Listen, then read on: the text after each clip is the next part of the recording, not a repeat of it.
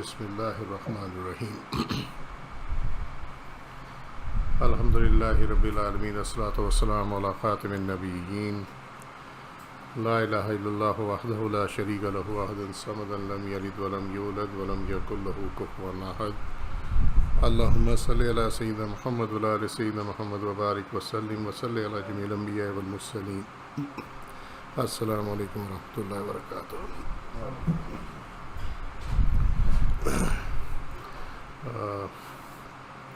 تفسیر شروع کرنے سے پہلے کچھ سوالات آئے تھے، ان کے جوابات تو دے دیے تھے، لیکن وہ کامن انٹرسٹ کے سوالات تھے تو ان کو میں مختصراً بیان کر دیتا ہوں۔ کچھ درس پہلے بتایا تھا کہ جو ٹاپس وغیرہ پہنے ہوتے ہیں اس کو اتار کے غسل کرنا۔ جو حدیث میں ایکچولی کان چھدوانا جو ہے، کان میں سوراخ کروانا، اس کا تو ثبوت موجود ہے، لیکن ناک چھدوانے کا ثبوت موجود نہیں ہے۔ لیکن کان کے چھدوانے کا جو کہ ثبوت موجود ہے تو اسی پہ قیاس کر کے ناک کو چھدوانا جو ہے اس کو بھی جائز قرار دیا گیا۔ اب مسئلے اس میں یہ آ جاتے ہیں کہ جب غسل جنابت کرنا ہو یا حیض و نفاس کا غسل کرنا ہو تو اس میں کیا مسائل ہوں گے۔ اب اس میں ہوتا یہ ہے کہ سم ٹائمز تو کان کا سوراخ بڑا ہوتا ہے، لیکن اس میں جو پہنا ہوا ہے وہ سائز میں چھوٹا ہوتا ہے، ٹھیک ہے، بالی پہنی ہوئی ہے یا جھمکا پہنا ہوا ہے تو اس میں تو پانی گزر سکتا ہے، تو اس میں اتارنے کی ضرورت نہیں ہے، یعنی پانی گزارا پھر بالی کو ایسے اوپر اٹھایا، جو نیچے کان کا حصہ رہ گیا اس میں سے پانی گزار لیا تو وہ ٹھیک ہو جائے گا۔ لیکن جہاں سوراخ صرف اتنا ہی ہے کہ جس میں وہ بالی کی پن جو ہے وہ داخل ہو سکتی ہو، تو پھر اس میں جو ہے وہ چونکہ پانی تو فرض ہے گزارنا سوراخ میں سے، لہٰذا بالی کو اتارنا پڑے گا، یہ خیال رکھنا۔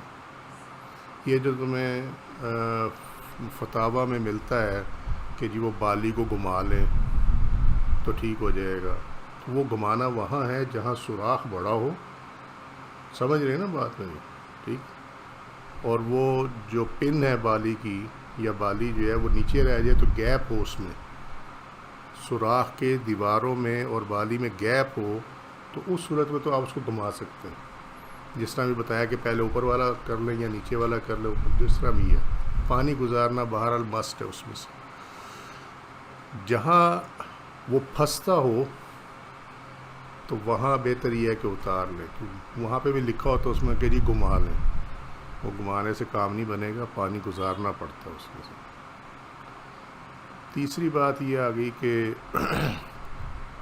جو ٹاپس پہنے ہوئے ہیں، ٹاپس چونکہ وہ کور کر لیتے ہیں اس کو، کان کو، ٹھیک ہے، سمجھ میں آ رہی بات، بالی تو ہے نا لٹکی ہوئی ہوتی ہے، لیکن ٹاپس اس کو کور کر لیتے ہیں، سو ٹاپس کے اندر یہ مسئلہ نہیں چلے گا، آپ کو اتارنے پڑیں گے، وہ اس کے بغیر پاک نہیں ہونے والے،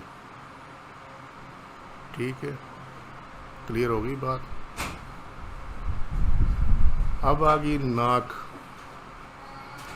ناک کی جو لونگ ہے یا کوکا ہے، اس میں بھی مسئلہ یہی ہے، چونکہ وہ کور کر لیتا ہے اور اس میں سے اگر تو وہ ناک کا سوراخ بڑا ہے اور نظر آ رہا ہے نیچے سے تو پھر تو ٹھیک ہے، لیکن وہ نارملی ہوتا نہیں ہے، وہ لونگ جو ہے یا کوکا جو ہے بڑی مشکل سے ناک میں داخل ہوتا ہے، تو اس کے لیے اتارے بغیر چارہ نہیں ہے۔ وہ فتویٰ مجھے سمجھ نہیں آتی کیسے دیا ہوا ان لوگوں نے،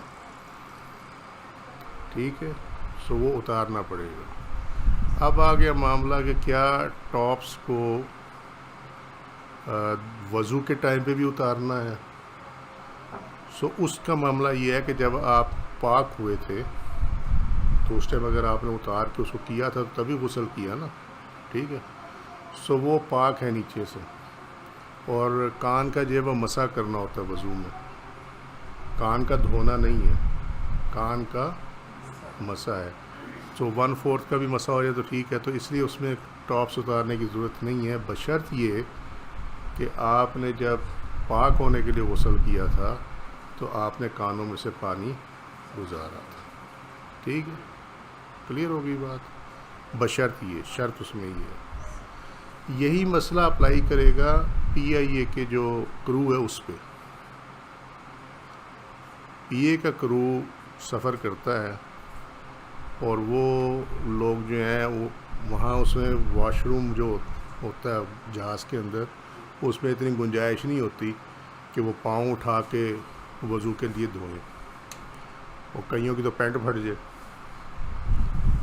تو بندہ گیا اندر، پینٹ صحیح سالم تھی، باہر آیا تو پیچھے سے پینٹ پھٹی ہوئی. سو ان کا مسئلہ یہ ہے کہ جب وہ صبح کو اپنے گھر سے چلیں یا اپنا سفر شروع کرنے سے پہلے کہیں پہ بھی وہ اگر وضو کر لیں، پاؤں دھو لیں، اس کے اوپر ساکس اور شوز پہن لیں، تو پھر وہ دوران سفر مسا کر سکتے ہیں. ٹھیک ہے، کلیئر ہوگی بات. اس کے بعد مسئلہ آ جاتا ہے کہ جی ایک سے زیادہ سوراخ کانوں میں جو خواتین کروا لیتی ہیں. تو اس میں کہیں بات مشہور ہے کہ جی ایک تو جائز ہے، باقی جو ہے وہ جہنم کی کو پتہ نہیں آگ گزرے گی اس میں سے کیا ہے. تو وہ میں نے اس میں جامعہ بنوریہ کا فتویٰ بھی دیکھا تھا. تو اس میں کوئی ایسی چیز نہیں ہے، وہ اجازت ہے اس کی. وہ جو یہاں کان پہ نہیں کروا لیتے ویسے کر کے ایک سے زیادہ، تو ایک سے زیادہ چھدوانا چاہے تو کروا سکتے ہیں، کوئی مسئلہ نہیں اس کے. کلیئر ہوگی بات، کوئی مشکل تو نہیں ہے. پھر ایک سوال تھا کہ جی یہ چونکہ وہ فقہ میں پڑھایا تھا نا، پڑھا رہے آج کل کون سے علوم جو ہے وہ حرام ہے، کون سے مکروہ ہے، کون سے مباح ہے. تو سوال تھا کہ جی یہ جو محکمہ موسمیات کی پیش گوئیاں ہیں کیا یہ حرام ہے؟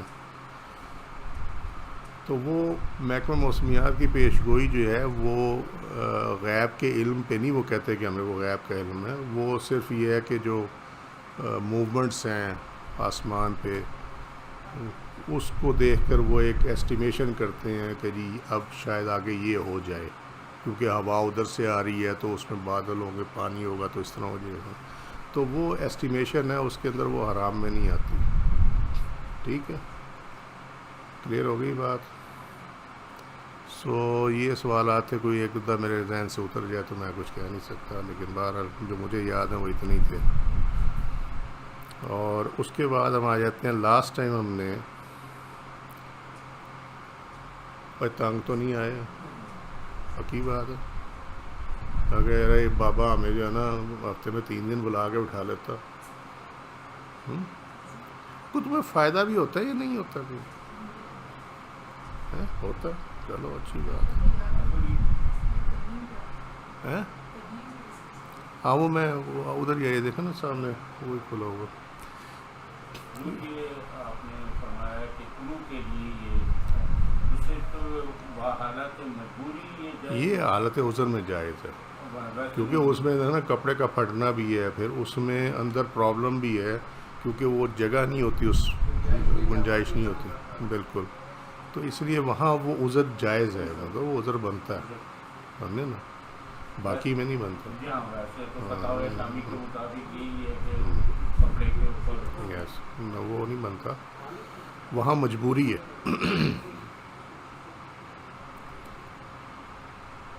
یہ میں ایک دفعہ سفر کر رہا تھا تو اس میں وہ کرو میرے پاس، وہ اسٹیورڈ تھا یا کون تھا، وہ آیا تھا میرے پاس.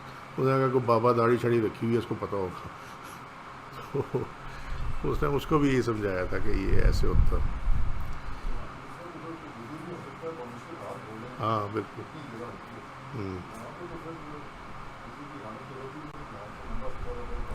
ہاں یہ چلو یہ اچھا سوال کر لیا، ٹھیک ہے. مسئلہ اس میں یہ ہے کہ آپ یہ دیکھیں کہ آپ کیسے کر سکتے ہیں. جو تو آپ کر سکتے ہیں نا وہ آپ کر لیں، جیسے کلی تو کر سکتے ہیں نا.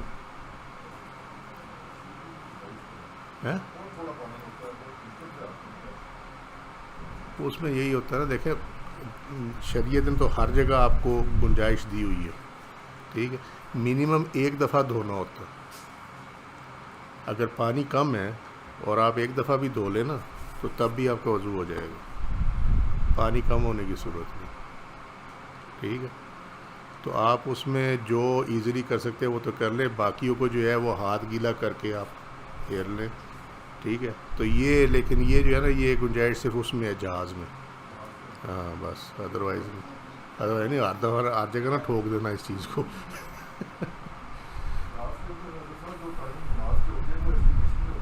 ہاں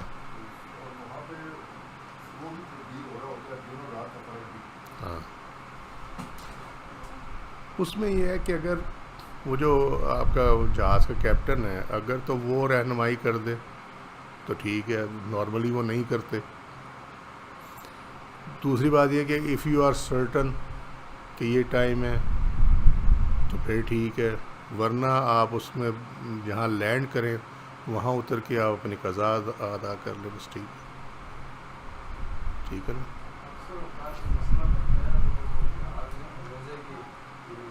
ہوں ہوں،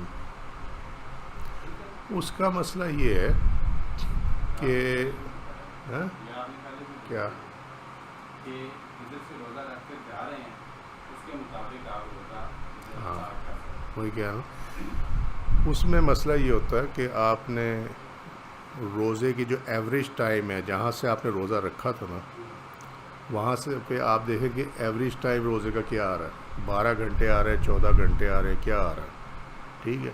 جب آپ اس طرح کے سفر میں ہو جیسے جہاز کا سفر ہے آپ کو معلوم نہیں ہے تو پھر آپ وہ کیلکولیٹ کر کے نا اس کے مطابق اپنا روزہ جو ہے وہ کھول، 24 گھنٹے کا روزہ نہیں ہوتا، سمجھے نا؟ اگر 12 گھنٹے کا روزہ ہے آپ وہاں سے چلے ہیں، 2-4 گھنٹے کا اگر ٹائم میں فرق آ رہا ہے، آپ اس ٹائم اوپر یو آر ایئر بورن، آپ ہوا میں ہیں، تو پھر آپ 12 گھنٹے کے بعد روزہ کھول، ٹھیک ہے؟ ساتھ یہ بھی بتایا تھا کہ سفر میں جب پھوٹ لیے تو پھر ایسے نہیں بات تو ٹھیک ہے لیکن مسئلہ یہ ہے کہ اگر رکھا جائے تو کیا حرج ہے، کیونکہ روزے تو نبی کریم صلی اللہ علیہ وسلم سفر میں بھی رکھے ہیں، وہ بھی بتائی ہوئی ہے، سفر میں رکھے بھی ہیں، سفر کے دوران افطار بھی کر لیا جلدی، اور سفر میں نہیں بھی رکھا، تو تینوں چیزیں ہیں، ٹھیک ہے نا؟ آپشن اویلیبل ہے بالکل۔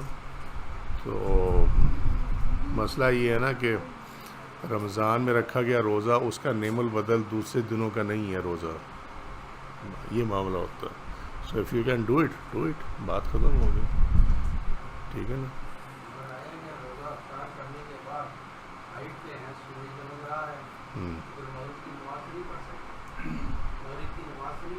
بات یہ ہے زمین والوں کو نظر آ رہا، میں وہی کہہ رہا ہوں نا، اصل میں ہوتا یہی ہے، آپ برج خلیفہ میں چلے جائیں نا وہاں دبئی میں، تو جو نچلے فلور پہ نا ان کا روزہ جو ہے وہ جلدی کھلتا، جو ٹاپ فلور پہ ان کا روزہ دیر سے کھلتا، وہ وجہ یہی ہے جو آپ بتا رہے ہیں، سمجھے؟ سو اس لیے وہ اس کے مطابق ہی چلنا پڑے گا، یہ معاملہ۔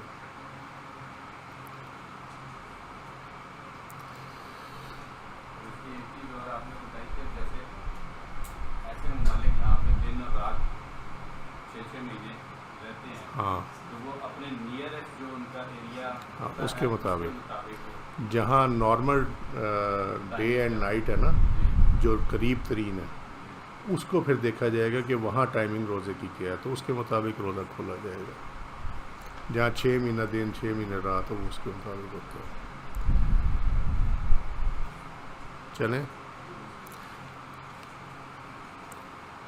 اچھا لاسٹ ٹائم ہم نے یہ تفسیر عالمانہ کی تھی آیت نمبر 87 کی، اور اس آیت میں ہے وَمَنْ أَصْدَقُ مِنَ اللَّهِ حَدِيثًا، کون ہے جس کی بات اللہ سے زیادہ سچی ہو، اور اس میں ہم نے یہ مسئلہ امکان کذب کی تردید کو ہم نے ڈسکس کیا تھا۔ اس میں کہیں کنفیوژن نہ ہو جائے، بات تو وہ میں نے اس ٹائم جو کی تھی عدم اور اس کی وہ اپنے معنی کے حساب سے ٹھیک کی تھی، لیکن قدیم کا معنی بتانا لازمی ہے، ایک تو وہ مسئلہ ہے، دوسرا مجھے یہ سمجھ آ رہی تھی کہ تم لوگوں کو اس دن سمجھ کچھ نہیں آیا، تو میں اس کو کوشش کرتا ہوں آسان الفاظ میں ریپیٹ کرنے کی، ٹھیک ہے۔ امکان کذب، یہاں سے سمجھ لو کہ امکان ہے جھوٹ کا، ٹھیک ہے۔ مسئلہ یہ ہے کہ جھوٹ بول تو سکتے ہیں لیکن بولتا نہیں ہے، ٹھیک ہے، ٹھیک ہوگی بات۔ جس طرح جاتے ہوئے جو سوال ہوتا ہے اس کا جواب دیا کہ بعض تو یہ لکھتے ہیں کہ جی اللہ تعالیٰ اس پہ قادر ہے کہ نبی اور بھیج دے، لیکن وہ بھیجتا نہیں ہے، ٹھیک ہے۔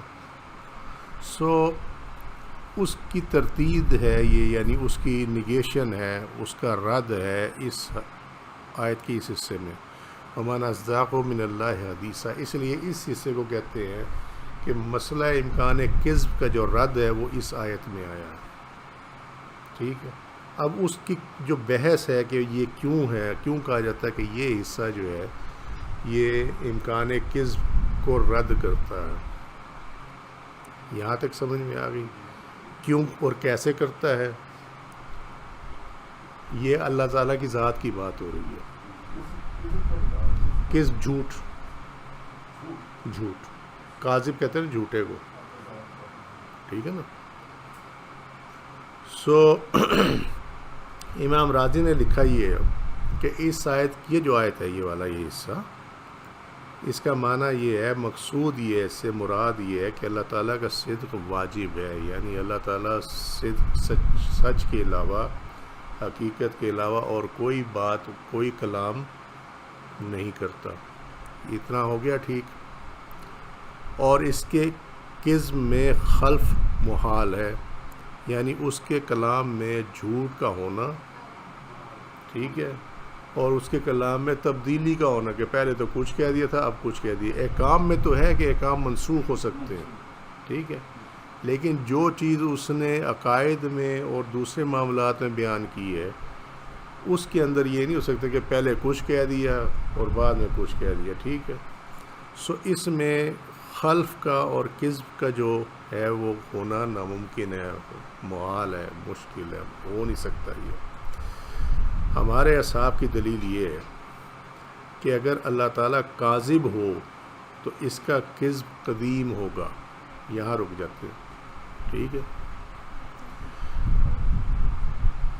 اگر وہ کہتے ہیں معاذ اللہ استغفر اللہ کہ اگر اللہ تعالیٰ جھوٹ بولتا ہو، ٹھیک ہے، تو پھر اس کا جو جھوٹ بولنا ہے وہ قدیم ہوگا۔ قدیم یہ ہے جس کی کوئی ابتدا نہ ہو،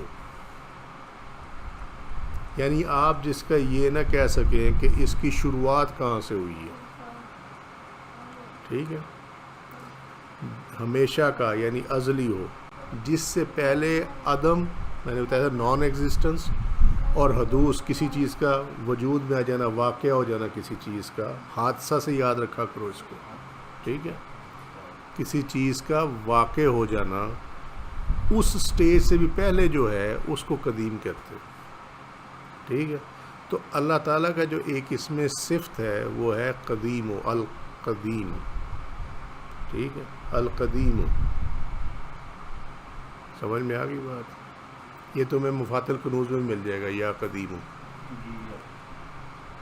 ٹھیک ہے، یہاں تک سمجھ میں آ گئی۔ تو کہتے ہیں کہ پھر وہ اگر یہ مان لیا جائے فار ڈسکشن سیک، تو پھر جو اس کا کذب ہے وہ قدیم ہوگا، یعنی وہ اتنا پرانا ہوگا کہ جس طرح اللہ تعالیٰ کی ذات ہے کہ اس کی شروعات کا معلوم نہیں ہے، ٹھیک ہے۔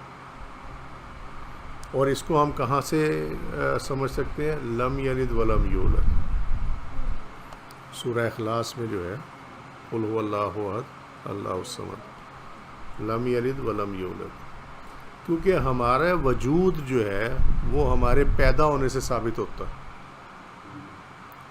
سمجھ گئے نا، ہم پیدا ہوئے تو ہمارا وجود ثابت ہو گیا۔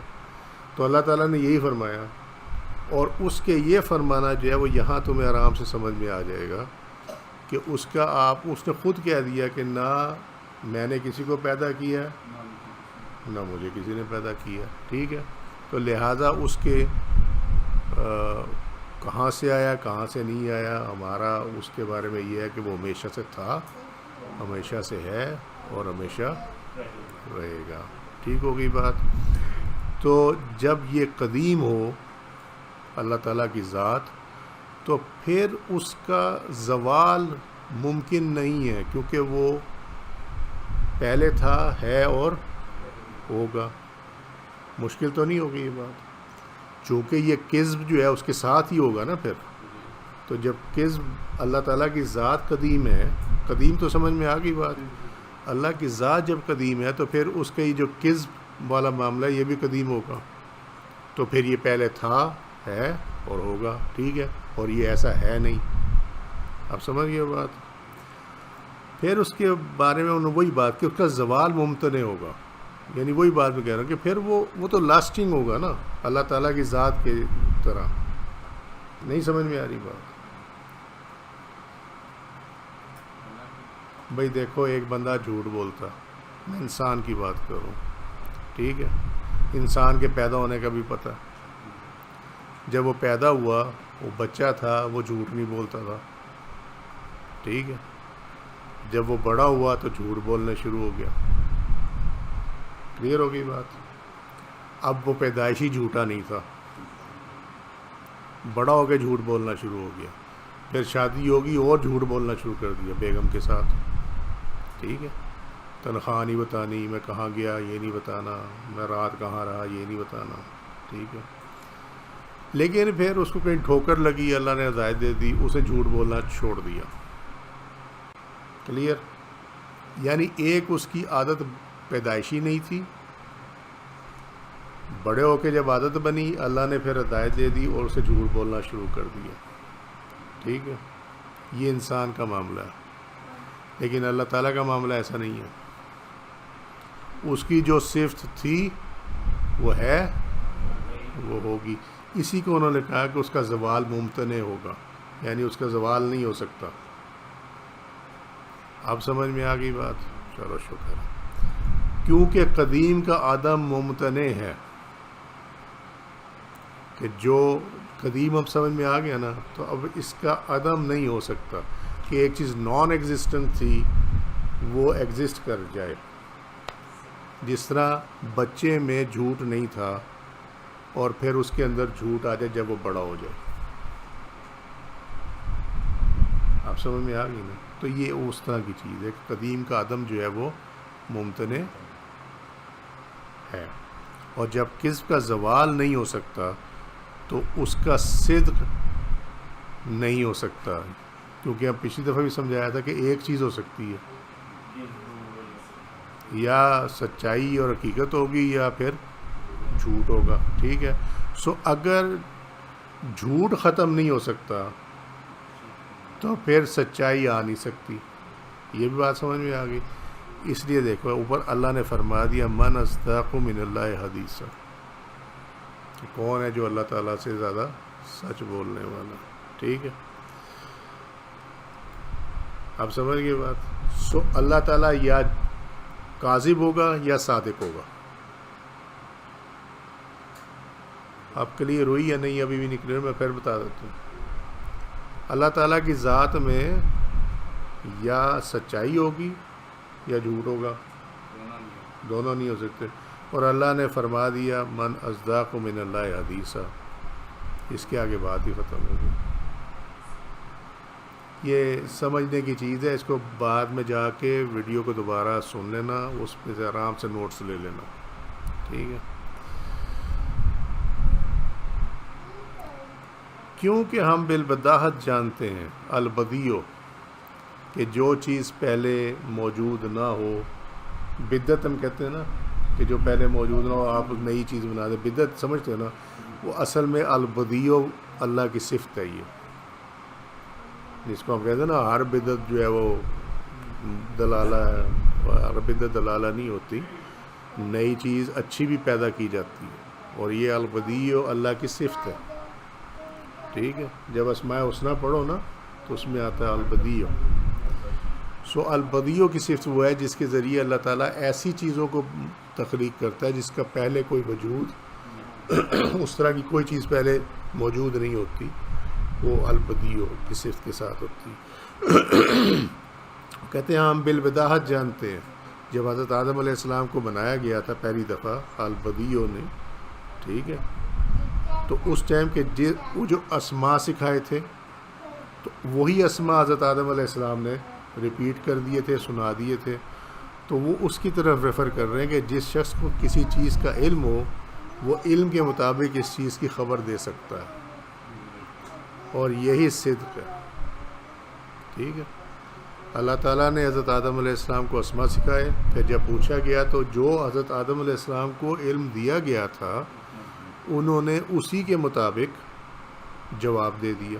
ٹھیک ہے، اور یہی سچائی ہے.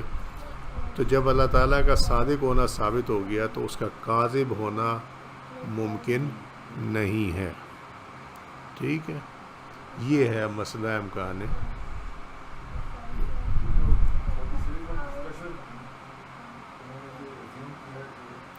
نہیں، یہ اصل میں یہ وہ جو فلسفہ ہے نا اور منطق، یہ اس کی قباحتیں ہیں،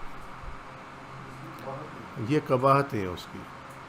منطق کو تو امام غزالی نے یہ کہا ہے کہ یہ کلام کا حسن ہے، لیکن وہ اس وقت تک ہے جب تک کہ آپ اسلامی احکامات کو، اسلامی جو تعلیمات ہیں اس کو آپ جسٹیفائی کریں منطق کے ساتھ، یہ وہاں تک ہے. لیکن جہاں منطق ان معاملات میں گھس جائے جس کے اندر اللہ تعالیٰ نے انسان کو دخل دینے سے منع فرمایا ہے، وہاں سے وہ کفر شروع ہو جاتا ہے، وہاں سے وہ حرام شروع ہو جاتا ہے. یہ وہ چیز ہے. جیسے بھی پہلے سے کہ اللہ تعالیٰ نے کہا کہ ہر چیز پہ قادر ہے، وہ نبی لا سکتا ہے، لیکن اب یہ وسوسہ ہے کہ یہ سوال ہے؟ یہ وہی ڈسکشن ہے، اور اس کا اچھا کیا ہے، چلو سوال کر لیا، میں اس کو جواب دے دیتا ہوں اللہ کے حکم سے. ٹھیک ہے. اگر آپ جس طرح ہم نے یہاں دیکھا نا کہ اگر آپ یہ ایزیوم کر لیں کہ اللہ جھوٹ بول سکتا ہے تو پھر اس کی ساری ڈسکشن سامنے آ گئی کہ پھر وہ ختم نہیں ہو سکتا، پھر وہ کلام میں ہر جگہ جھوٹ ملے گا. ٹھیک ہے نا، کیونکہ ختم نہیں ہوا، اللہ کی صفت ہوئی نا پھر تو. ٹھیک ہے. اب معاملہ آ گیا کہ اللہ تعالیٰ اس پہ قادر ہے کہ وہ نبی پیدا کر سکتا ہے، وہ پیدا نہیں کرتا. ٹھیک ہے. تو معاملہ یہ ہے کہ معاذ اللہ استغفر اللہ، معاذ اللہ استغفر اللہ، ثم معاذ اللہ استغفر اللہ. پھر ہمیں نبی کریم صلی اللہ علیہ وسلم کی ذات میں بھی کس کو ماننا پڑ جائے گا. کیسے؟ آپ صلی اللہ علیہ وسلم فرمایا لا نبی بعدی، ٹھیک ہے، اور اللہ نے فرمایا خاتم النبیین. تو دونوں چیزیں غلط ہو گئی نا. ٹھیک ہے. تو اللہ نے تو حقیقت بیان کر دی، جب حقیقت بیان کر دی تو پھر سوال ہی پیدا نہیں ہوتا کہ نبی آئے. یہ منطق ہے، اور یہ وہ منطق ہے جو حرام ہے، کیونکہ اللہ کا صدق ثابت ہے اور اللہ کے نبی کا صدق ثابت ہے. ٹھیک ہے. تو یہ اگر یہ سوچنا بھی جو ہے دونوں کے صدق پہ سوال کھڑا کر دیتا ہے. سمجھے؟ یہ اس لیے خطرناک سوال ہے، اس لیے کہتے ہیں کہ یہ کرنا ہی نہیں چاہیے. مگر یہ کچھ علماء نے اپنی کتابوں میں لکھا ہوا، ان کا تعلق جس فرقے سے ان کا کام ہی یہی ہے، وہ بغیر سوچے سمجھے لکھ دیتے ہیں. وہ یہ سمجھانے کے لیے یہی ہے کہ دیکھیں ان اللہ علی کل شیء قدیر. ہاں قدیر ہے. ہے. تو جب اللہ نے خود کہہ دیا لم یلد ولم یولد، ٹھیک ہے، تو پھر اس میں ڈسکشن تو پھر نہیں رہی نا قدیم کی اور عدم کی اور حدوث کی، پھر تو ڈسکشن نہیں رہی نا. تو اسی طرح اللہ تعالیٰ نے خاتم النبیین کا ذکر کر دیا اور اپنے نبی سے کہلوا دیا لا نبی بعدی. ٹھیک ہے. تو جب وہ کلام صدق ہے، وہ اٹل ہے، تو پھر اس کے بعد یہ سوچنا ہی محال ہے کہ کوئی نبی آ سکتا ہے. جب مفضول ہے بالکل. سمجھے؟ پھر تو یہ ہو جائے گا نا کہ ایک طرف کہہ رہے ہیں خاتم النبیین، نبی کہہ رہے ہیں کہ لا نبی بعدی، اور اس کے بعد نبی بھی آ جائے. ٹھیک ہے. تو پھر اس کا مطلب ہے معاذ اللہ سے وہ دونوں باتیں جھوٹ ہوئی نا. پھر تو اللہ جھوٹ بولتا نہیں. یہی تو مسئلہ سامنے ہم بیان کر رہے ہیں.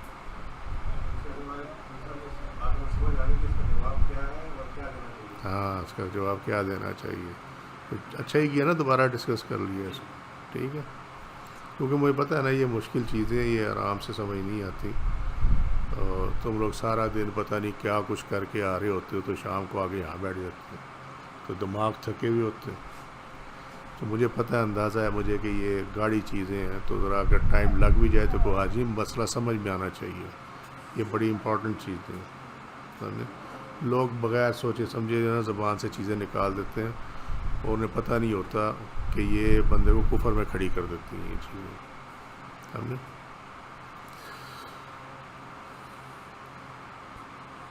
اس میں ہم صرف جو ہے نا مزید اس کی منطق میں گہرائی میں نہیں کہ جو اللہ کے احکامات، جو اللہ کا حکم، جو اللہ کی کتاب بالکل صرف ہے بس اسی چیز کے اوپر دیٹس نہیں اٹ. اور اس کا ثبوت یہ آیت ہے. یہ ہے بس اتنی ہی ہمارے دیٹس اٹ. اللہ نے فرما دیا نہیں ہے نا، بعد میں نبی کوئی تو نہیں ہے، بات ختم ہو گئی.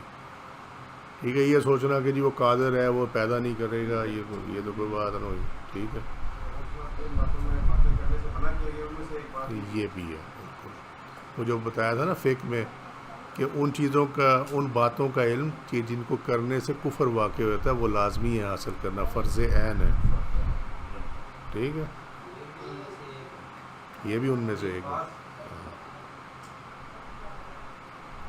خواتین کو سمجھ میں آیا یا اوپر سے گزر گئی؟ بس جو اگر کسی کو کچھ سمجھ نہیں نہ آیا تو وہ اتنا یاد رکھ لے کہ اللہ تعالیٰ کی ذات میں جھوٹ نہیں ہے، اور یہ ممکن ہی نہیں ہے کہ اللہ تعالیٰ کے کلام میں اور اس کی بات میں اور اس کے نبیوں میں جھوٹ ہو. ٹھیک ہے، بس اتنا یاد رکھ لو، اس کے آگے تو کچھ نہیں ہے نا، تو بس بات ہوتا ہوگا. ہاں کوئی ہاں یہی آتی پھر کہیں نہ کہیں، تو وہ نہیں ہے اس کے اندر. اتنا تو سمجھ میں آ گیا نا، بس اتنا ہی یاد رکھ لو کافی ہے. تم نے کون سے پرچے دینے جا کے منطق کے اور فلسفے کے، لیکن معلوم ہونا چاہیے. ہائے ہائے. قیامت کی 3 منازل.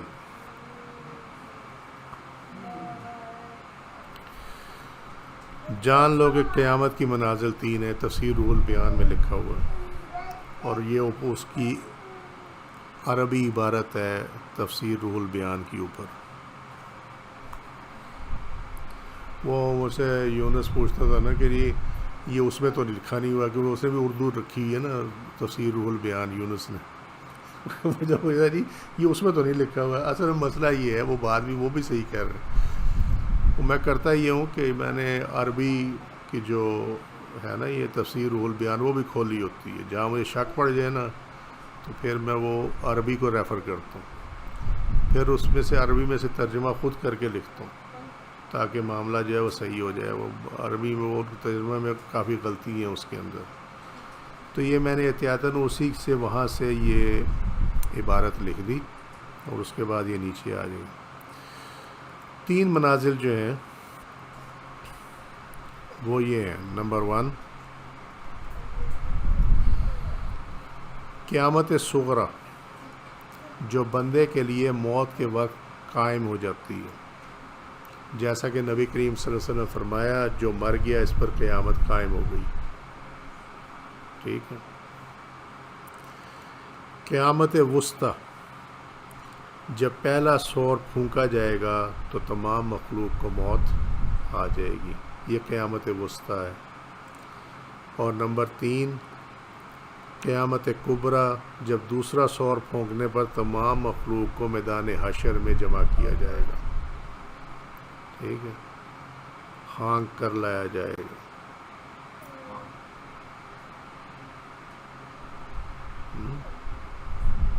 یہ وہ ٹائم ہے جس وقت مخلوق کو ان کے جسموں کے ساتھ دوبارہ زندہ کیا جائے گا.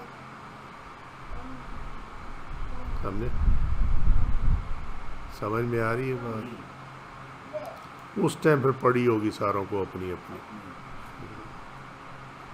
وہ جو تم سنتے ہو نا نفسی نفسی، ٹھیک ہے، تو اس کا معنی یہی ہے اپنی اپنی پڑی ہوگی. میں ہی ہوں، بس میں ہی، مجھے ہی، اپنا اپنا اپنا. ماں بچے کو نہیں پوچھے گی، باپ بچے کو نہیں پوچھے گا، بچہ ماں باپ کو نہیں پوچھے گا، ہر کسی کو اپنی پڑی ہے، بیٹا بیٹی اس طرح. اللہ تعالیٰ رحم فرمائے. یاد رہے کہ نفس کی صفات مٹانے کے بعد بقا باللہ نصیب ہوتی ہے. بقا باللہ کیا ہے؟ بقا باللہ وہ سٹیج ہے کہ جس میں انسان جتنا بھی زندگی اس کی باقی ہے دنیا میں، فرض کریں کہ اس کو بقا باللہ نصیب ہوئی 60 سال کی عمر میں، فرض کریں، اور اس کی ٹوٹل زندگی 80 سال ہے. ٹھیک ہے، تو جو 60 سال اور 80 سال کے درمیان کا پیریڈ ہے وہ اللہ تعالیٰ کے ساتھ وہ گزارے گا. اس کے 2 سٹیجز ہیں. نمبر 1 وہ اللہ کے احکامات کے بالکل خلاف کچھ نہیں کرے گا، نمبر 1 یہ ہو گیا. نمبر 2 یہ ہو گیا کہ وہ جو کچھ بھی کر رہا ہوگا اس کو یہ معلوم ہوگا کہ اللہ میرے ساتھ موجود ہے، اللہ مجھے دیکھ رہا ہے اور اللہ میرے ساتھ موجود ہے. نمبر 2. نمبر 3 یہ ہے کہ اس کی جو ملاقات وغیرہ جتنا بھی ہے جیسے اللہ چاہے اس کی حاضری پھر ادھر ہوتی ہے. ٹھیک ہے، یہ بقا باللہ ہے.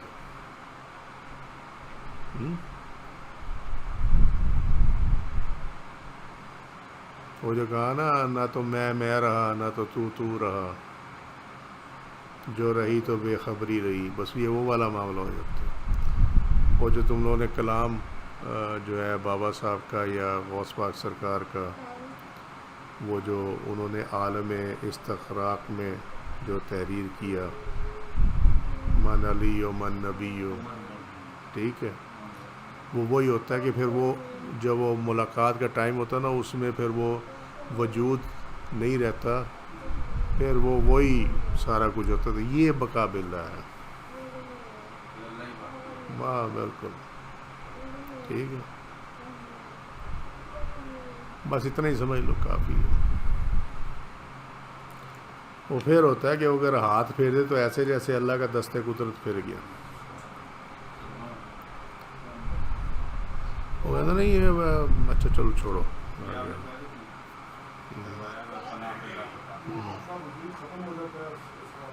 وجود تو رہتا ہے لیکن وجود کا احساس نہیں رہتا.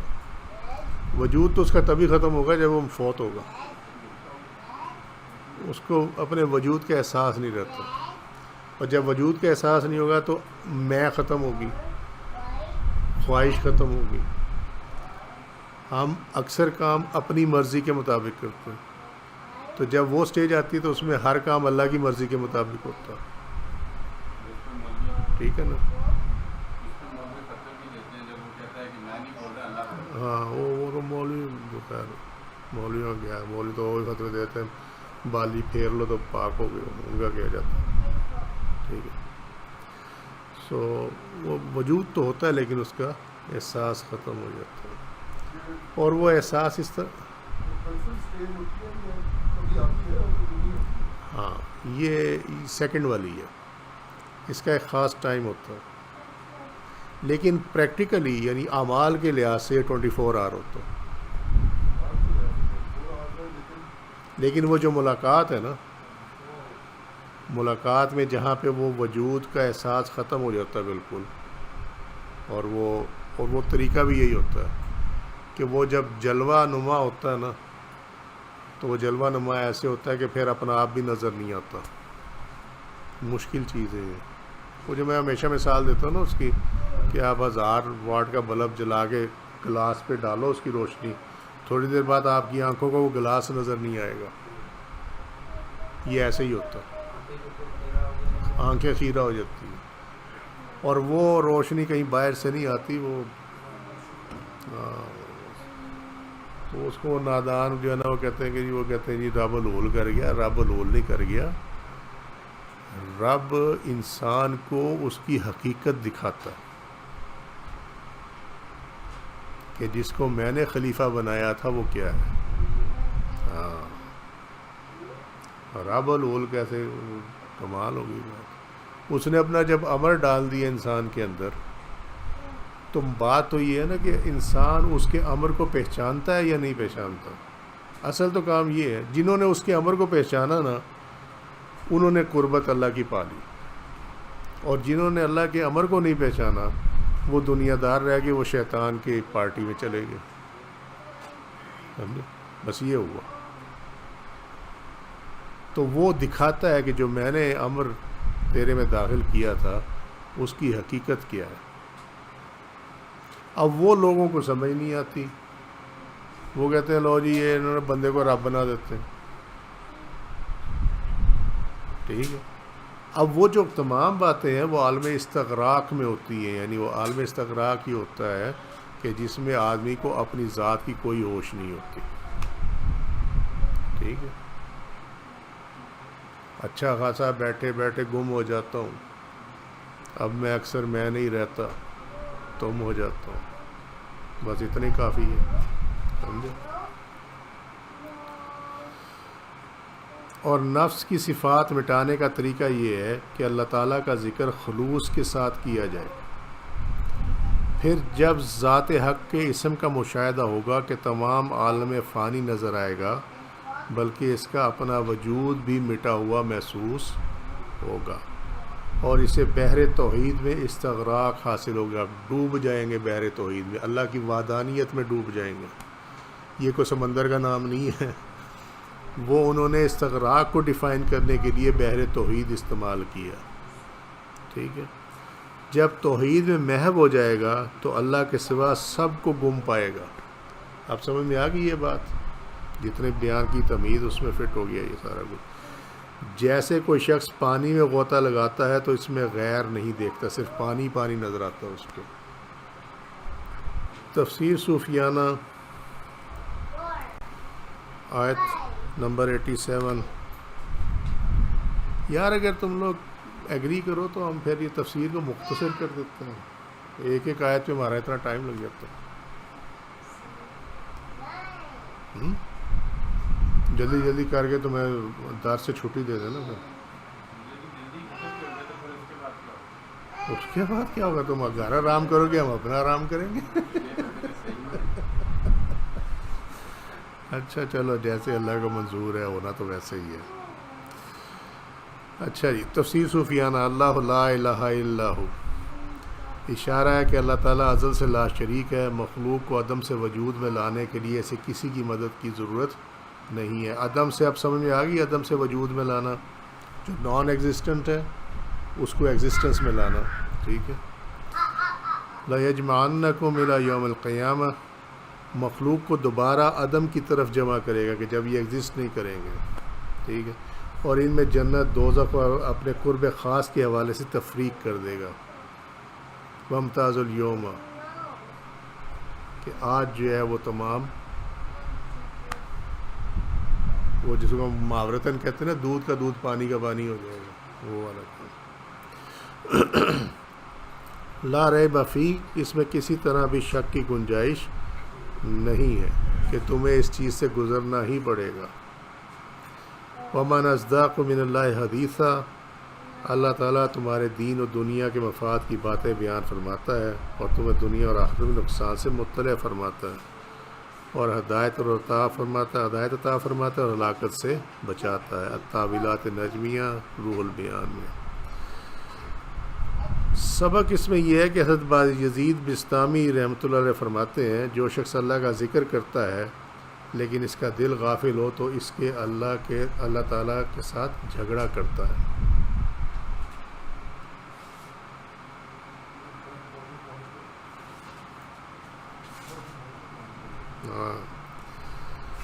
جو شخص اللہ کا ذکر کرتا ہے لیکن اس کا دل غافل ہو تو وہ اس کے ساتھ اللہ تعالیٰ سے جھگڑا کرتا ہے، اس کے ساتھ اللہ تعالیٰ جھگڑا کرتا ہے. نام تو میرا لے رہا ہے لیکن دھیان تیرا، دل تیرا جو ہے وہ کسی اور طرف لگا ہوا ہے، انہیں تو یہ جھگڑا بن جاتا ہے.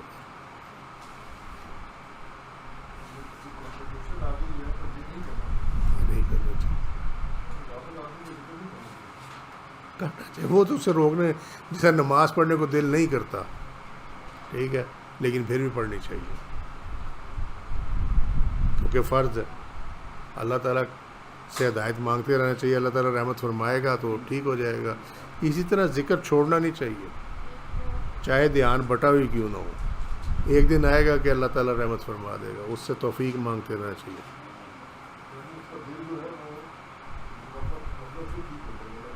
ہاں غفلت سے ٹھیک ہو جائے گا. یس، ہاں تو اس سے مانگو گے تو ملے گا نا. یس، نیت رکھو کہ اللہ تعالیٰ مجھے اس سے نکالے اور جو صحیح طریقہ ہے اس پہ چلائے، اللہ تعالیٰ کر دے گا. لیکن اس کے لیے ذکر لازمی ہے، ذکر ضرور کرو. یہ ہو نہیں سکتا کہ اللہ کا ذکر کیا جائے اور اللہ تعالیٰ اس پہ تمہیں جواب نہ دے. یہ ہو نہیں سکتا. یہ جو باتیں ہیں نا کہ یہ تو اس کا دل اللہ کے ساتھ جھگڑا کرتا ہے، یعنی وہ اللہ تعالیٰ کے ساتھ جھگڑا کرتا ہے. یہ باتیں جو ہیں یہ لیول کی باتیں ہیں، سمجھے نا، یہ بڑے لیول کی باتیں ہیں.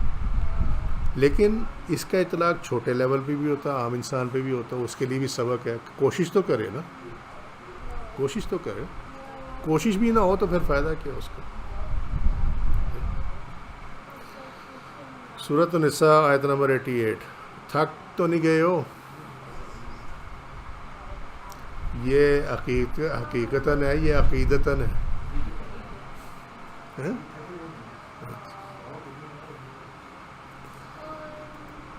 اچھا جی، ووکیبلری سورہ نساء آیت نمبر 88 کی جو نئے الفاظ یا مشکل الفاظ ہیں.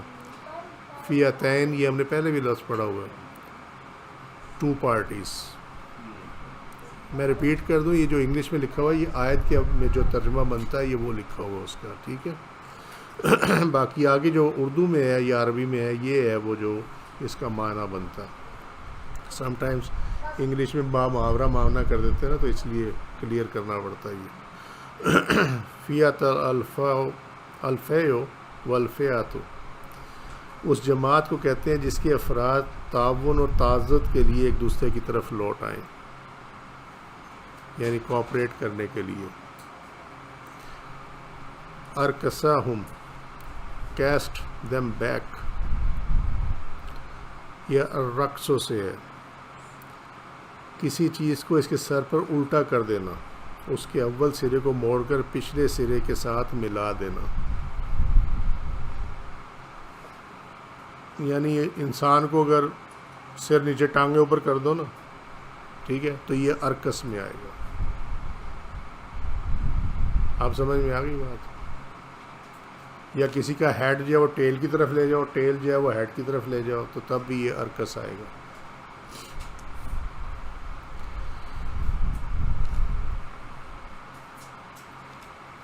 اعوذ باللہ من الشیطان الرجیم، بسم اللہ الرحمن الرحیم. فما لکم فی المنافقین فیاتین، فما لکم، تو تمہیں کیا ہو گیا، فی المنافقین فیاتین، کہ منافقین کے حوالے سے تم 2 گروہوں میں تقسیم ہو گئے. ٹھیک ہے. واللہ ارکساہم بما کسبوا، اور اللہ نے ارکساہم انہیں الٹا کر دیا ہے، بما کسبوا، ان کی کمائی کی وجہ سے. اور کمائی کیا ہے؟ اعمال کی کمائی ہے. لہذا ہم یہاں ترجمہ کیا کریں گے کہ ان کے اعمال کی وجہ سے انہیں الٹا کر دیا ہے. اتریدون، کیا تم چاہتے ہو، ان تہدوا من اضل اللہ،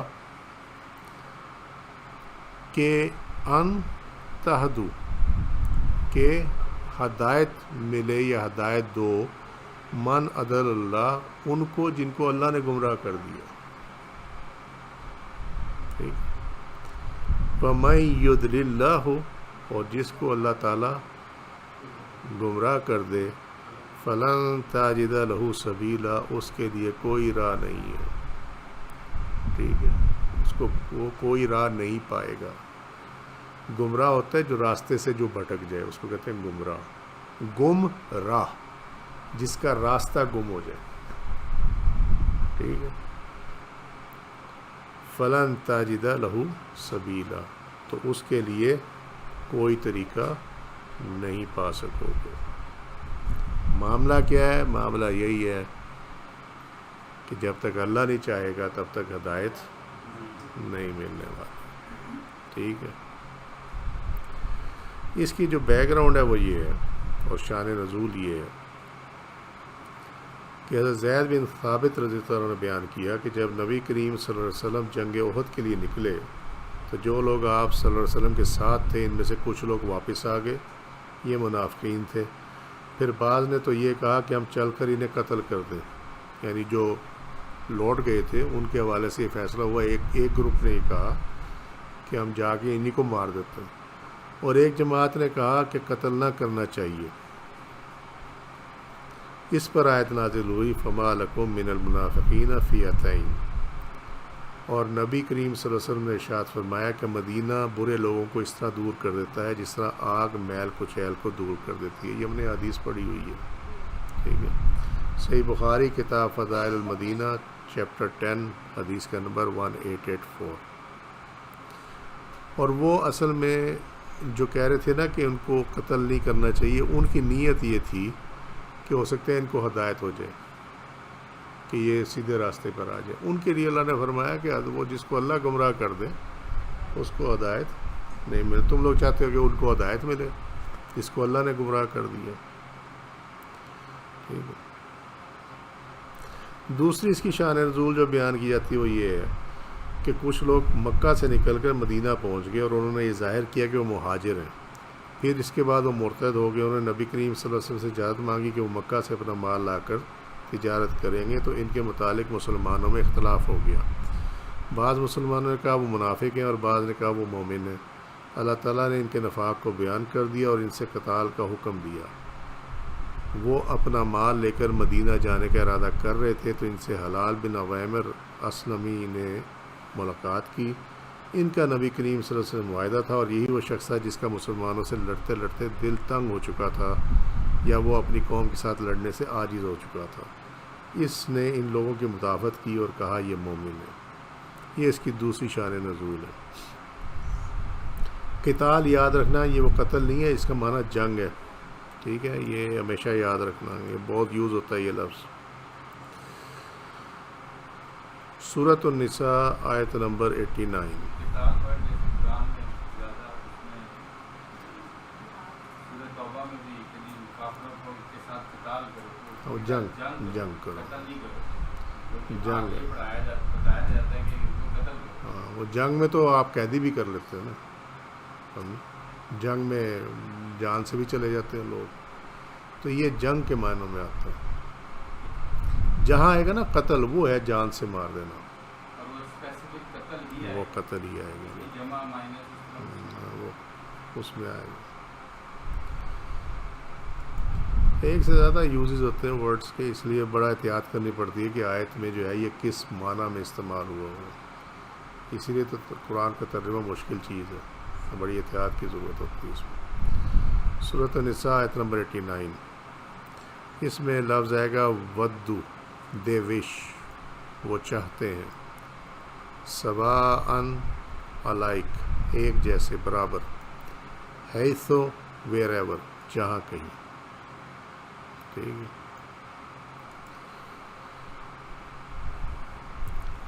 وَدُّوا لَوْ تَكْفُرُونَ كَمَا كَفَرُوا فَتَكُونُونَ سَوَاءً. اب یہاں پہ وہ میں نے بتایا تھا کہ یہ صاد لام بڑی یہ جو اوپر لگی ہوئی ہے اوپر، یہ صلہ سے ہے، ملانا سے ہے. تو بہتر ہوتا ہے اس کو کہ آپ یہاں رکیں نہیں، اور اگر رک جائیں تو تب بھی ٹھیک ہے. ٹھیک ہے. سر میں درد ہو گیا، پکی بات.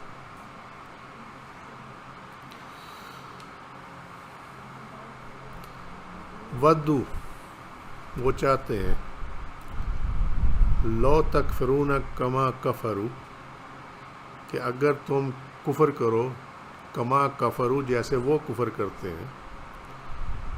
فتکونون، تو تم ہو جاؤ گے. سواء، الائک، ایک جیسے. ٹھیک ہے. یعنی ان میں اور تم میں کوئی فرق نہیں رہے گا. فلا تتخذوا منہم اولیاء، فلا سو ڈونٹ، لہٰذا نہ تتخذو بناؤ منہم ان میں سے اولیاء دوست، حتی یہاجروا فی سبیل اللہ، یہاں تک کہ ہجرت کریں وہ اللہ کی راستے پہ۔ فَإِن تَوَلَّوْا، اگر وہ منہ موڑ جائیں، فَخُذُوهُمْ، تو انہیں پکڑ لو، وَاقْتُلُوهُمْ، اور انہیں قتل کرو، حیث، جہاں کہیں بھی، وجدتموہم، تم انہیں پاؤ، ٹھیک ہے۔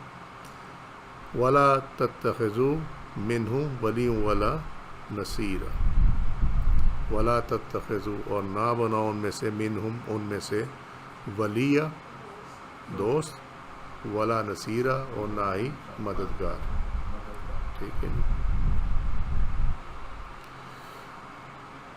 لو جی، انہوں نے سیدھی لگا دی، انہوں نے کہا جی اس آیت میں کفار اور بد عقیدہ لوگوں کے ساتھ دوستی رکھنے کی ممانعت آئی ہے، ٹھیک ہے۔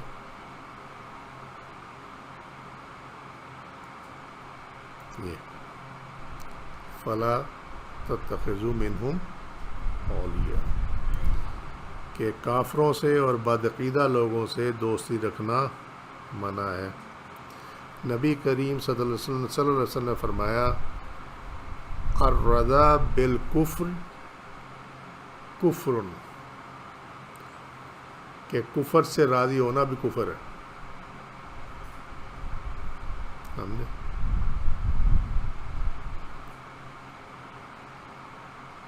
نہیں سمجھ میں آئی بات، اڑ گئے تو تو میں تمہیں کہتا تو ہوتا نا کہ شریعت سجے پاسے جا رہی ہے اور ہم جو ہے وہ کھبے پاسے جا رہے ہیں، ہمارا تو مسئلہ یہی ہے۔ ہمارے تو کہتے ہیں کہ ہمیں وینٹیلیٹر ہی کفر نہیں لگا، تو خیر، تو اب یہ نبی کریم صلی اللہ علیہ وسلم کا جو فرمان مبارک ہے، ہم اس میں تو کچھ نہیں کر سکتے، جو فرما دیا گیا وہ فرما دیا گیا، بات ختم ہو گئی۔ اور جس طرح صحیح مسلم کا جو مقدمہ ہے، صحیح مسلم جہاں سے شروع ہوتی ہے، اس میں ہے نا حدیث شریف کہ مانے گا کیسے نہیں، کہا جو گیا ہے، یہ اس میں حدیث شریف ہے، آپ نے فرمایا کہ مانے گا کیسے نہیں، فرما دیا گیا، جو دیا گیا، تو بس وہی بات ہے، الرضا بالکفر کفر، بات ختم ہو گئی، کہ جو کسی کے کفر پہ راضی ہے نا تو یہ بھی کفر ہے۔ کفر پہ راضی ہونا اس کی کیا ہوگی؟ جیسے اگر ہم کہتے ہیں کہ یار وہ گورے بڑے ترقی کر گئے ہیں، وہ بہت اعلیٰ ہیں، وہ ایسے ہیں، یہ کیا ان پہ راضی؟ ہاں، یہ ہوئی نا بات۔ یہ اس کے ساتھ ذرا ضرور کی کفر جو ہے توحید کے اس میں یہ عقیدے ٹھہر کے میں بتاتا ہوں، یہ تم نے اب پھنسا دیا کام، سمجھے؟ اور اب لگتا ہی ہے کہ پیچھے ٹائم بھی کوئی نہیں بچا، مجھے لگ رہا ہے یہی کہ یہیں روکنا پڑے گا۔ یہاں اللہ نے ورڈ استعمال کیا اولیاء، اصل جو تمہارے سوال کا جواب ہے وہ اس ورڈ میں ہے، اولیاء، ولی، ٹھیک ہے۔ ولی جو ہے اس کی جو خواص ہیں وہ یہ ہے، نمبر 1 وہ قرب میں ہوتا، قریب، یعنی آپ اس کو عام دنیاوی اپنا زبان میں جو کہتے ہیں کہ کلوزسٹ فرینڈ، ٹھیک ہے، کلوز سرکل، انر سرکل، یہ تو سمجھ میں آ رہی ہے نا، تو عام زندگی کی باتیں ہیں، ٹھیک ہے۔ لنگوٹیا، اور ولی کی دوسری صفت یہ ہوتی ہے کہ جو تیرا ہے اور جو میرا ہے وہ ہم دونوں کا ہے، ٹھیک ہے۔ یہ میں عام بات کروں، میں ولی اللہ کی بات نہیں کر رہا ہوں، ولی اللہ میں تو جو اللہ کا ہے وہی ہے، ولی کا تو اپنا کچھ نہیں ہوتا نا، ٹھیک ہے نا۔ میں تو کر رہا ہوں بات دنیاوی دوستوں کی، لیکن اگر آپ اللہ کے ولی کی بات کریں تو پھر اس میں یہ ہوتا ہے کہ وہ قرب ایسا ہے کہ جو اللہ کی جو صفت ہے اللہ تعالیٰ اس میں تصرف کا حق اپنے ولی کو دے دیتا، سمجھے؟ تو وہاں پہ ولایت کا جو معاملہ ہے وہ اس طرح کا ہے۔ اور نمبر 3 یہ ہے کہ یہ جو لنگوٹی ہوتے ہیں نا، ان میں راز و نیاز ہوتا، اور یہی جو ہے وہ اللہ اور اس کے ولی کے درمیان راز و نیاز ہوتا، ٹھیک ہے، ٹھیک ہوگی بات۔ اب آپ ایسے شخص کو جو کہ اللہ کو مانتا ہی نہ ہو، آپ اسے راز و نیاز بھی کریں، ٹھیک ہے، آپ اسے اپنا لنگوٹیا بھی بنا لیں، آپ اس کے بغیر رہ بھی نہ سکیں، ٹھیک ہوگی بات، کیونکہ یہاں یہ اولیاء کا لفظ دنیاوی دوستوں کے لیے استعمال ہوا ہے نا، یہ والا جو لفظ ہے، ٹھیک ہے۔ تو اس کا مطلب یہ ہوا کہ آپ کو اس کی کوئی پرواہ نہیں ہے کہ وہ اللہ کو مانتا ہے یا نہیں مانتا، ٹھیک ہے۔ تو آپ تو اپنی غرض سے آپ نے کہا یار ان کے ساتھ دوستی ہونی چاہیے، تو یہ بھی اللہ کی بات نہ ماننا ہے، اور اللہ کی بات نہ ماننا جو ہے وہ کفر ہے۔ آپ سمجھ گئے بات؟ نہیں سمجھ میں آئی؟ وہ بابا نہیں سمجھ میں آئی کہ نہیں ہے؟ نہیں آئی سمجھ میں؟ بھائی وہ اللہ کی ذات کو نہیں مانتا اور آپ کو برا نہیں لگتا، وہ اب تو سمجھ میں آ گئی نا بات، کہ اللہ کو نہ ماننا اس کا آپ کو برا نہیں لگ رہا، بلکہ آپ اس کو اور اپنے نزدیک کیے ہوئے ہیں، آپ اس سے راز و نیاز بھی کرتے ہیں، آپ اس کے ساتھ بات بھی کرتے ہیں، آپ کا لنگوٹیا بھی ہے، آپ اس کے بغیر رہ بھی نہیں سکتے، صبح شام اس سے ملاقات بھی کرتے ہیں، سب کچھ کرتے ہیں، جبکہ مسلمان ہونے کی حیثیت سے آپ کا یہ فرض ہے کہ آپ کو اس کے کفر سے نفرت ہونی چاہیے، کیونکہ اللہ نے کافروں کو پسند نہیں کیا، آپ کیسے پسند کر سکتے ہو؟ سمجھ گئے بات؟ اور ٹھیک ہے، تو جب اللہ نہیں پسند کرتا، اللہ انہیں دوست نہیں رکھتا، تم کیسے رکھ سکتے ہو؟ اس کا مطلب ہے کہ تم نے اپنی منوائی مانی، اللہ کی نہیں مانی، اور جب اللہ کی نہیں مانی تو پھر یہ چونکہ حکم قرآن میں ہے، یہ کوئی ایسا حکم نہیں ہے جو استنباط کیا ہو گیا، یعنی عکس کیا گیا ہو، یہ عکس کردہ حکم نہیں ہے، یہ صریح حکم ہے، بڑا کھلا حکم ہے قرآن کے اندر۔ جس طرح یہ تو یہی آیت لے لو سامنے جو ہے، یہی آیت لے لو نا، فَلَا تَتَّخِذُوا مِنْهُمْ أَوْلِيَاءَ، ٹھیک ہے، تو اسی کو سامنے رکھ لو، تو اس کا مطلب ہے کہ آپ نے اللہ کے حکم کا نہ مانا، آپ نے اس پہ انکار کیا، اور انکار ہی کفر ہے، ٹھیک ہے۔ اب اس میں اوپر چلے جاؤ پیچھے اس آیت میں، لَوْ تَكْفُرُونَ كَمَا كَفَرُوا، the man is known by the company he keeps، ٹھیک ہے، خربوزے کو دیکھ کے خربوزہ رنگ پڑتا ہے۔ الٹیمیٹلی آپ کے پریکٹسز میں ان کفار کی جو پریکٹسز ہیں اس کا رنگ آئے جو مرضی ہو جائے، کیونکہ آپ اس کو پسند کر رہے ہیں۔ اگر آپ اس کے ساتھ اس لیے تعلق رکھتے ہیں کہ سم ڈے اللہ تعالیٰ اس کو ہدایت دے دے گا، ٹھیک ہے، تو پھر اثر جو ہے وہ آپ کی طرف سے اس کی طرف جائے گا۔ لیکن جب آپ دنیاوی غرض کی وجہ سے، خوف کی وجہ سے، ڈر کی وجہ سے، یا اپنے جو بھی دنیاوی آپ کی خواہشوں کو پورا کرنے کے لیے اس کے ساتھ دوستی رکھیں گے، تو پھر اثر اس کی طرف سے آپ کی طرف ٹریول کرے گا، سمجھ گئے؟ یہ ڈفرنس ہے اس کے اندر۔ تو اس میں بھی آپ یہ نہیں کر سکتے کہ میں اس کے ساتھ رکھوں تو یہ ٹھیک ہو جائے گا، یہی اس آیت میں ہے۔ ہم ذرا پیچھے چلے جائیں نا پچھلے والی آیت میں،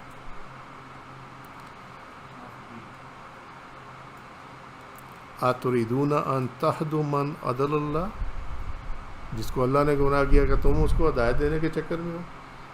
جو یہ مولوی وغیرہ کرتے ہیں، یہ ہمارے ساتھ لگے گا نا یہ ٹھیک ہو جائے گا، یہ وہ دلیل ہے جو آخر زمانے میں دی جاتی ہے، ٹھیک ہے، شاید یہ ہاں کہ یہ ٹھیک ہو جائے گا۔